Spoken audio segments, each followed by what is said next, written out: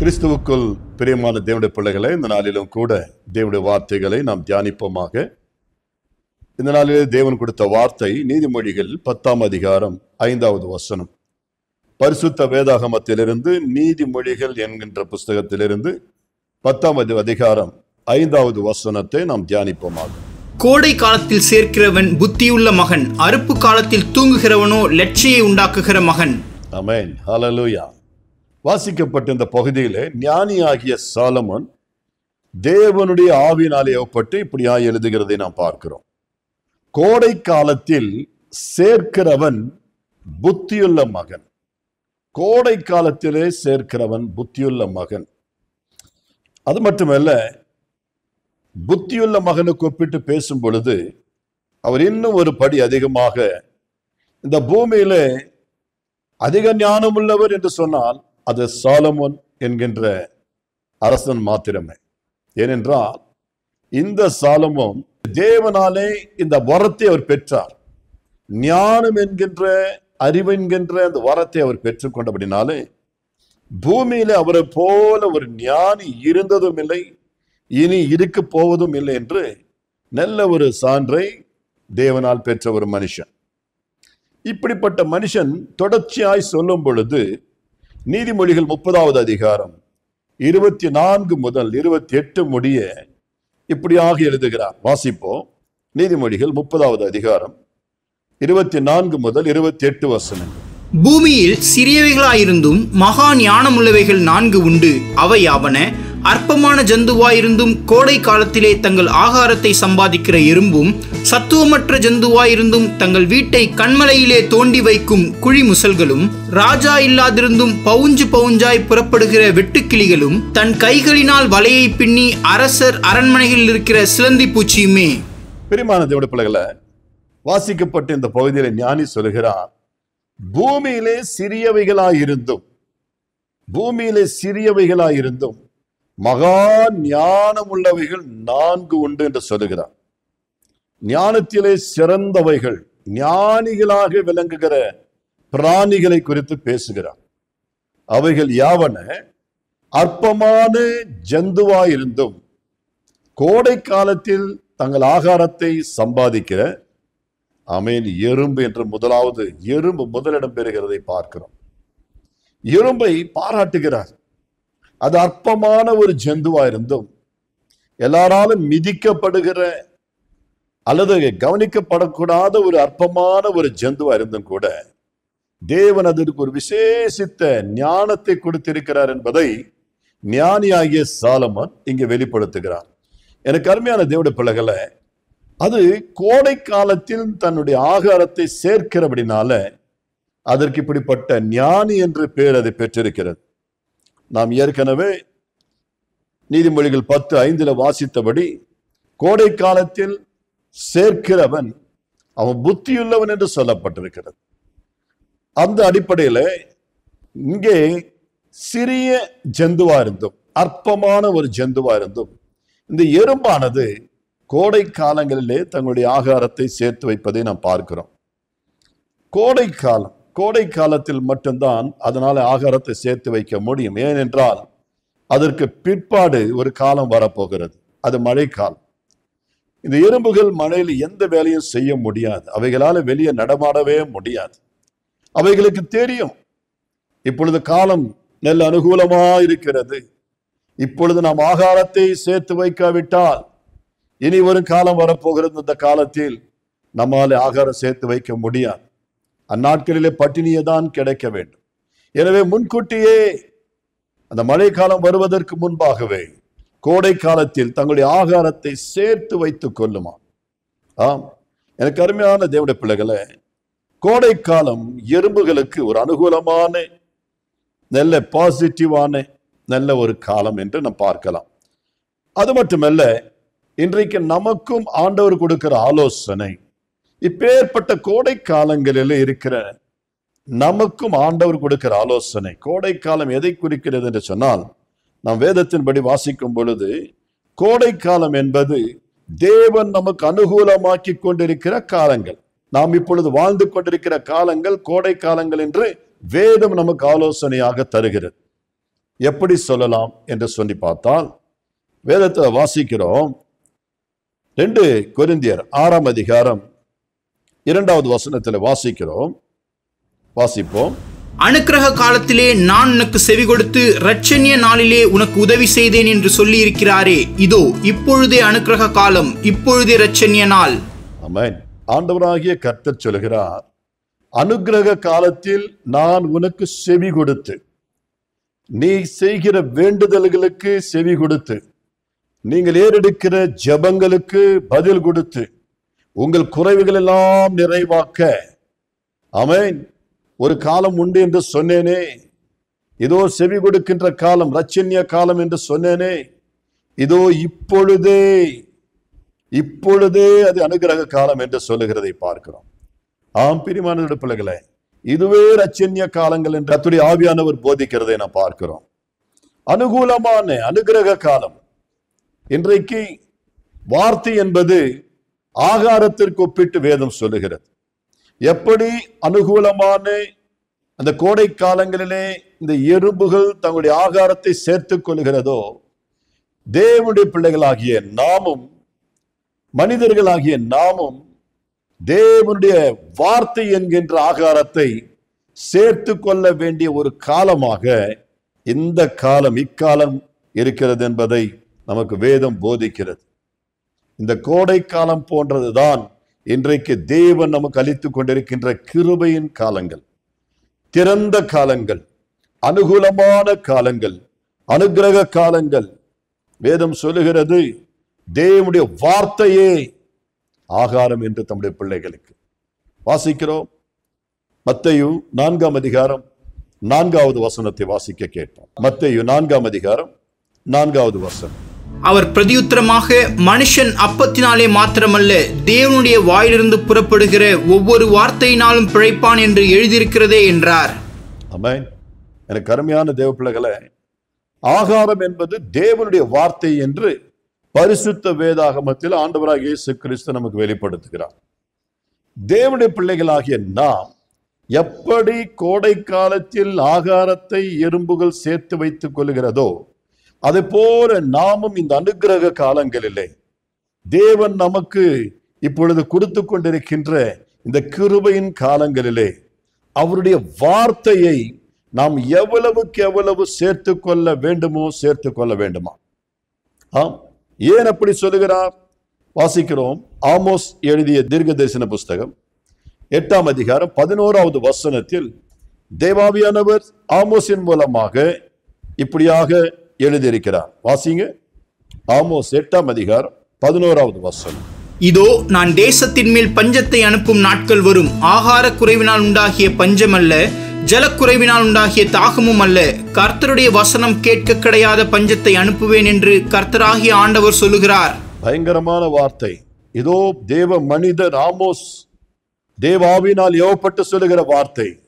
நான் தேசத்தின் மேல் பஞ்சத்தை அனுப்புவேன். இந்த பஞ்சம் என்பது ஆகார குறைவினால் உண்டாகும் பஞ்சம் அல்ல, நாம் புசிக்கிற உணவுனாலே வருகிற பஞ்சங்கள் அல்ல.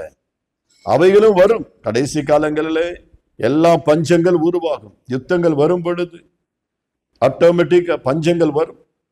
ஆமேன். மழை அதிகமாய் பெய்து, ஆமேன், பெருவெள்ளங்கள் வரும் பொழுது, தண்ணீர் தேங்கி நிற்கும் பொழுது பஞ்சங்கள் வர வாய்ப்பு இருக்கு.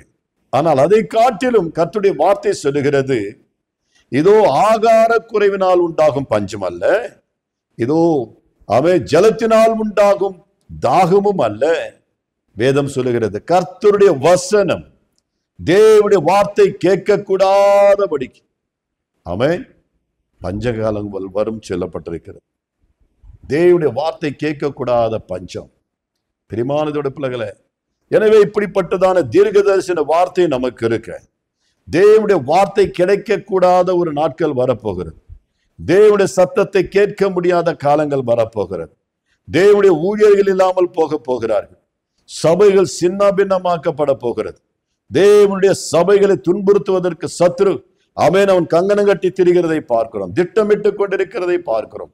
இன்றைக்கு இருக்கிற சூழ்நிலை இனி வரும் காலங்களில் இருக்குமா என்பதை கூட ஆமென் நாம் கணிக்க முடியாது, சொல்ல முடியாது. ஏனென்றால் வேதம் சொல்லுகிறது, கடைசி நாட்களிலே ஜனத்திற்கு விரோதமாய் ஜனங்களும், ராஜ்யங்களுக்கு விரோதமாய் ராஜ்யங்களும், ஆமென், அங்கங்கே பூமி அதிர்ச்சிகளும் பஞ்சங்களும் உண்டாகும் என்று, யுத்தங்களும் யுத்தங்களின் செய்திகளையும் நீங்கள் கேட்பீர்கள் என்று, அத்தனையும் இந்நாட்களிலே நடந்து கொண்டிருக்கிறதை நாம் செய்திகள் மூலமாய், ஊடகங்கள் மூலமாய் அறிந்து கொள்கிறோம். பிரியமான தேவனுடைய பிள்ளைகளே, அது மட்டுமில்லை, இன்றைக்கு கொடிய நாட்களாய் காணப்படுகிறது. பல இடங்களிலே ஜனங்கள் பிணங்களாய் மாறிக்கொண்டிருக்கிறதை பார்க்கிறோம். எங்கே பார்த்தாலும் மரண ஓலங்கள். பயங்கரமான கொடிய நாட்களில் நாம் வாழ்ந்து கொண்டே இருக்கிறோம். ஆனாலும் தேவன் கிருபையாய் கொடுத்து கொண்டிருக்கிற இந்த அமைதியான நாட்களிலே, நாம் சுகமாய் வாழும் நாட்களிலே, தேவன் அளிக்கின்ற அந்த தேவ ஆமென் திறந்த நாட்களிலே நாம் தேவனுடைய வார்த்தையையும் நாம் சேர்த்து வைத்துக் கொள்ள கடமைப்பட்டிருக்கிறோம். இனி வரும் நாட்களிலே தேவனுடைய வார்த்தைகளை, தேவ செய்தி கேட்க தானே அந்த சூழ்நிலைகள் வராமல் போகலாம். இதுதான் பரிசுத்த வேதாகமும் எச்சரிக்கிறது. ஆண்டவராக இயேசு கிறிஸ்துவும் யோவான் 9ஆம் அதிகாரம் 4வது வசனத்தில் இப்படியாக உபதேசிக்கிறதை பார்க்கிறோம். யோவான் 9ஆம் அதிகாரம் 4வது வசனம். பகற்காலம் இருக்கும் மட்டும் நான் என்னை அனுப்பினருடைய கிரியைகளை செய்ய வேண்டும், ஒருவனும் கிரியை செய்யக்கூடாத ராக்காலம் வருகிறது. கர்த்தர் சொல்லுகிறார், பகற்காலம் இருக்கும் மட்டும் நான் என்னை அனுப்பினவருடைய கிரியைகளை செய்ய வேண்டும். பகற்காலத்திலே தான் நான் செய்ய முடியும். ஏனெனில் ஒருவனும் கிரியை செய்யக்கூடாத ராக்காலம், இரவு நேரங்களில் வேலைகள் செய்ய முடியாது. பகலில் தான் வேலைகளுக்கு செல்கிறோம். இரவு நேரங்களில் இருட்டில் எந்த வேலையும் செய்ய முடியாது. எனக்கு அருமையானதோட பிள்ளைகளை, அதுதான் கர்த்தர் சொல்லுகிறார், ஒருவனும் வேலை செய்யக்கூடாத ஒரு ராக்காலம், இருண்ட காலம் வரப்போகிறது. எனவே பகற்காலம், இயேசுநாதர் எப்படி பூமியில வாழ்ந்த நாட்களிலே அவர் பகற்காலங்களிலே பிதாவுடைய சித்தத்தை செய்கிறவராய் சுற்றி திரிந்தாரோ, அதே போல நாமும் தேவன் நமக்கு கொடுத்திருக்கின்ற இந்த நல்ல அனுகூலமான அனுகிரக காலத்திலே தேவனுக்கு பிரியமானவைகளை செய்து கர்த்தரை தேடுகிறவர்களாய், அவருடைய வார்த்தைகளை ஆமென் வாசிக்கிறவர்களாய், அவைகளை உட்கொள்ளுகிறவர்களாய், அந்த ஆகாரத்தினாலே ஆவிக்குரிய பலனை பெற்றுக் கொள்ளுகிறவர்களாய் நாம் வாழ்வதற்கு முற்படுவோமாக. பஞ்சங்கள் வரப்போகிறது. அது ஆகார குறைவினால் உண்டாகும் பஞ்சம் அல்ல, தேவனுடைய வார்த்தை கேட்கக்கூடாத நாட்கள் வரப்போகிறது. எறும்புகளை காண்பித்து ஞானி சொல்லுகிறார், மகா சிறிய பிராணிகளாயிருந்தும் அவைகள் ஞானத்திலே சிறந்தவைகளாயிருக்கின்ற பிராணிகள் என்று சொல்லி ஆமென் ஞானி அவைகளுக்கு சொல்லுகிறதை பார்க்கிறோம். அவைகள் ஆகாரத்தை சேர்த்து கொள்வதனால, அதாவது கோடை காலத்திலே தங்களுடைய ஆகாரத்தை அவைகள் சேர்த்து வைப்பதனால ஆமென் அப்பேற்பட்ட நல்ல ஒரு ஞானி என்று சொல்லி அவைகள் பேர் பெறுகிறதை பார்க்கிறோம். கோடை காலத்தில் தன் ஆகாரத்தை சேர்த்து கொள்ளுகிறவன் ஞானி, சேர்த்து வைக்கிறவன் ஞானி. ஆமென். பிரியமான தேவனுடைய பிள்ளைகளே, இன்றைக்கு உங்களையும் என்னையும் ஆண்டவர் ஞானிகளாய் விளங்கணும் ஆண்டவர் விரும்புகிறதை பார்க்கிறோம். ஞானிகளாய் நாம் காணப்படுவோமாக. வேதம் சொல்லுகிறது, எடுத்து வாசிக்கலாம். அப்போஸ்தலர் நடபடிகள் 11ஆம் அதிகாரம் 27, 28வது வசனத்தில், ஒரு நாள் அகபு என்கின்ற ஒரு தேவ மனுஷன் தேவ பிள்ளைகளுக்கு முன்பாக சொன்ன வார்த்தைகள் நிறைவேறிற்று என்று சொல்லப்பட்டிருக்கிறது.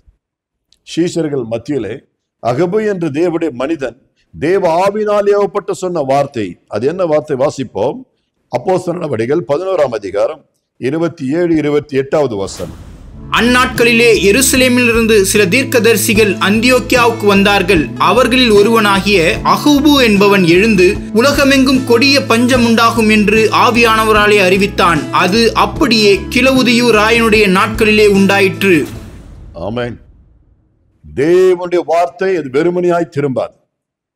கர்த்தர் சொல்ல ஆகும். அநேக தீர்க்கதரிசிகள் மத்தியிலே இந்த அகபு என்கின்ற தேவ மனிதர் எழும்பி சொல்லுகிறார், இதோ ஒரு பெரிய ஒரு பஞ்சம் வரப்போகிறது, பயங்கரமான பஞ்சம் வரப்போகிறது என்று சொன்னார். அந்த பஞ்சம் ராயனுடைய நாட்களிலே ஆமென் அது அப்படியே நடந்தது. உலகம் முழுவதும் பஞ்சத்தினால் நிறைந்த பொழுது அது ராயனுடைய நாட்களிலே உண்டாயிற்று என்று சொல்லப்பட்டிருக்கிறது. கிளவுதி ராயனுடைய நாட்களிலே அது நடந்துதான். ஆக மொத்தத்தில் தேவ மனிதன் சொன்னது அது வெறுமனையாய் போகல, அப்படியே நடந்தது. இன்றைக்கும் கர்த்தர் பேசுகிற வார்த்தைகள் நிச்சயமாக நிறைவேறும். ஆம் என்றும் ஆமென் என்றுமா இருக்கிறபடினால தேவனுடைய வார்த்தைகள் ஒருபோதும் வீண் போகாது. பிரியமான தேவனுடைய பிள்ளைகளை நன்றாய் கவனிங்க. பரிசுத்த வேதாகமத்தில் உள்ளதானே வார்த்தைகள் ஒவ்வொரு எழுத்தும் நிச்சயமாய் நிறைவேறும். அவைகள் எழுதி வைத்திருக்க அத்தனையும் நிறைவேறுகிறதா இருக்கிறது. வானங்களும் பூமியும் ஒழிந்து போனாலும் ஒழிந்து போகுமே ஒழிய, ஆனா தேவன் எழுதி வைத்திருக்கிற பரிசுத்த வேதாகமத்தின் வார்த்தைகள் ஒன்று கூட நிறைவேறாமல் போகாது என்று பரிசுத்த ஆவியானவர் சொல்லியிருக்கிறதை பார்க்கிறோம். இந்த செய்தியை கேட்கிற எனக்கு அருமையானதோட பிள்ளைகளை, இதோ அனுகூல காலமாக, ஒரு அனுக்கிரக காலமாக, நம்ம எல்லோருக்கும் சாதகமான இன்றைக்கு வேதம் வாசிப்பதற்கும் தேவனுடைய ஆலயத்திற்கு செல்வதற்கும் கர்த்தரை தேடுவதற்கும் ஏற்ற காலமாக இன்றைக்கு நம்முடைய அரசாங்கம், நமக்கு இருக்கின்ற ஆட்சியாளர்கள் நமக்கு திறந்து வைத்திருக்கிறார். எப்பொழுது சூழ்நிலைகள் மாறும் என்பது நமக்கு தெரியாது. ஆனால் வரும். தேவனுடைய ஆலயத்திற்கு தடைகள் வரும். கர்த்தரை ஆராதிப்பதற்கு தடைகள் வரும். இது பிசாசானவினாலே இந்த காரியங்கள் நிறைவேறும். ஏனென்றால் அவன் தேவனுக்கு எதிரி.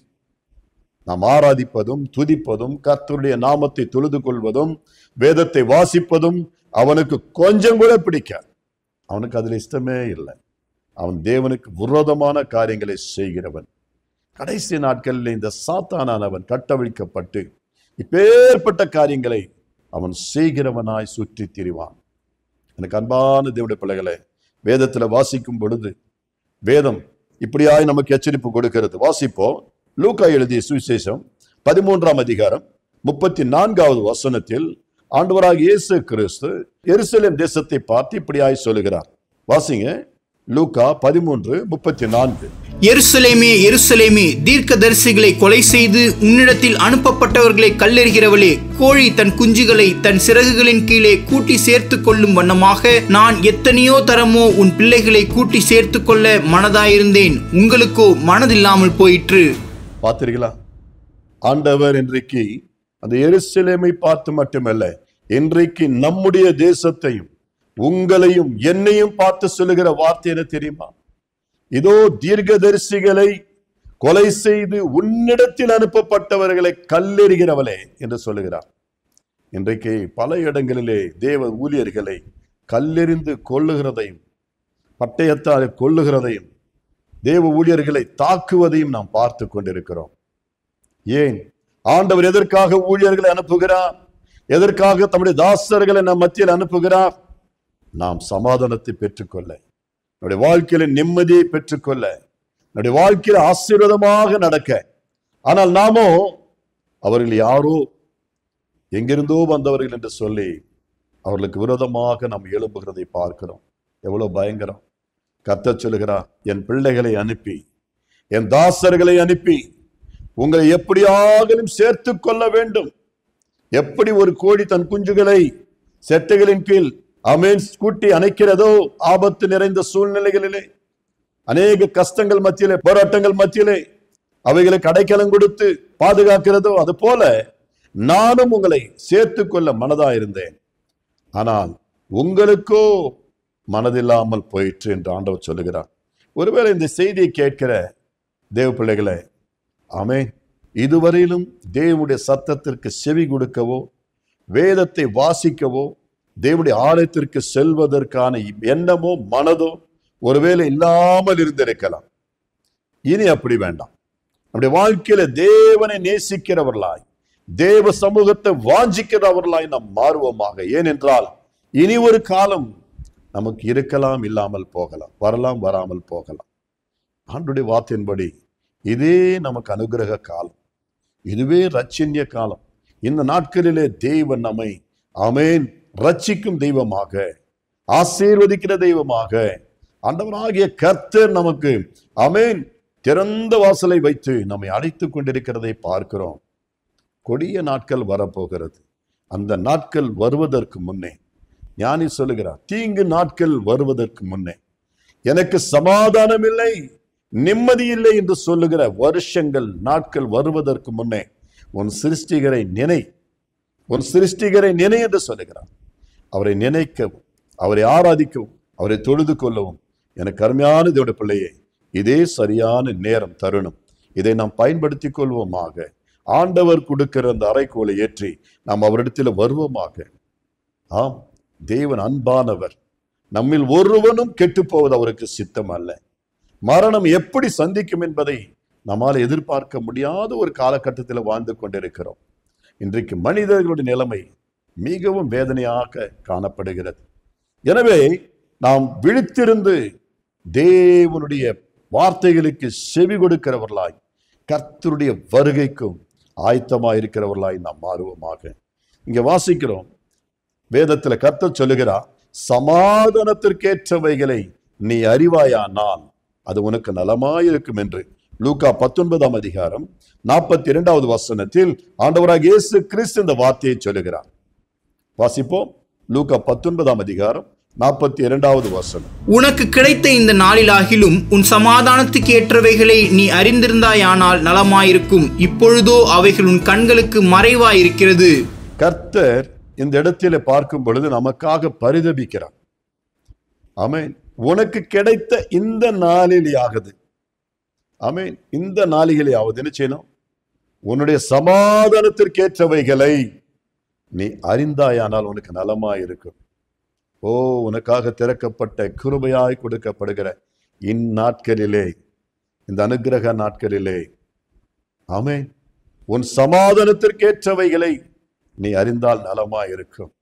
இன்னும் துன்மார்க்கமாக அல்ல, சமாதானத்தை கெடுக்கின்ற காரியங்களை குறித்து அல்ல, உன் வாழ்க்கையில நிம்மதியை கெடுக்கிற காரியங்களை குறித்து அல்ல, தேவனுடைய சமாதானத்தை குறித்த காரியங்கள் நீ அறிந்து அவைகளை கைக்கொண்டு அந்த வழியிலே நீ நடப்பாயானால் உனக்கும் உன் பிள்ளைகளுக்கும் உன் சந்ததிக்கும் உன் குடும்பத்தாருக்கும் உன் ஊராருக்கும் உற்றாருக்கும் அது நலமாயிருக்கும் என்று கர்த்தர் சொல்லுகிறார்.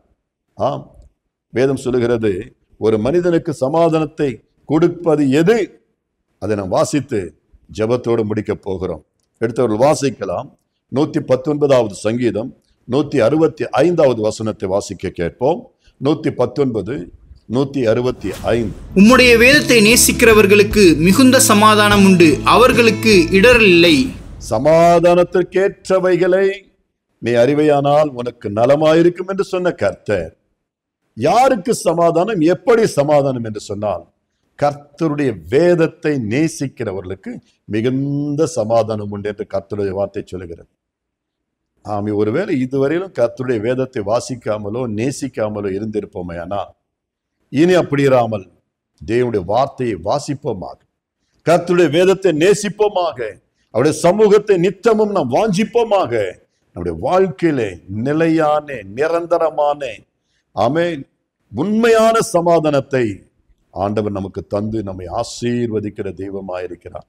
சமாதானத்தை பெற்று வாழ இதுவே அனுக்கிரக காலம். நாம் காத்திருக்க முடியாது.